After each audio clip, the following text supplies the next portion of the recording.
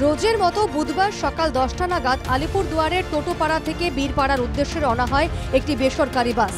বেশ কয়েকটি পাহাড়ি ঝোড়া পার করে যাত্রীবাহী এই বাস। বাঙড়ি নদী পার করার সময় আচমকাই হরপা বানের কবলে পড়ে বাসটি। বানের মাঝে প্রায় 50 জন যাত্রী নিয়ে আটকে পড়ে ওই বাস।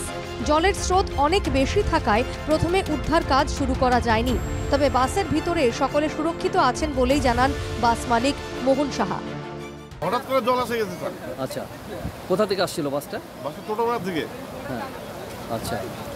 তো কোনো ক্ষয়ক্ষতি কিছু মানে এমনি লোকের কোনো ক্ষতি হয় না, কিন্তু গাড়িটা মনে হয় ক্ষতি হতে পারে, পুরো ড্যামেজ হয়ে গেছে। এমনি রেগুলার তো যাতায়াত করে বাসটা? আচ্ছা, তো ড্রাইভার বুঝতে পারেনি বোধহয় নাকি? হ্যাঁ, হঠাৎ করে জল আসলে কি করে বুঝবে? প্রাণ বাঁচাতে কয়েকজন যাত্রী নিজেরাই জীবনের ঝুঁকি নিয়ে বাইরে বেরিয়ে আসেন। পরিস্থিতি পরিদর্শনে ঘটনাস্থলে যান বিডিও ও মাদারিহাট থানার ওসি। জলের স্রোত কমলে যাত্রীদের সবাইকে সুরক্ষিতভাবে উদ্ধার করা হয়। কি হয়েছিল বাসটির? বাসটা হচ্ছে প্রথমে তো জল এত ছিল না, তার জন্য বাসটা পার করতে চাচ্ছিল, তখন হচ্ছে হঠাৎ করে জলটা বেশি চলে আসছে, তখন বাসটা এরকম করে ফেসে গেছে। কি করে বেরিয়েছো গাড়ি থেকে? গাড়ি থেকে ওই যে আস্তে আস্তে করে আমরা এই দিক থেকে বাইরে হচ্ছি, কন্ডাক্টর আমাদেরকে বাইর করছে।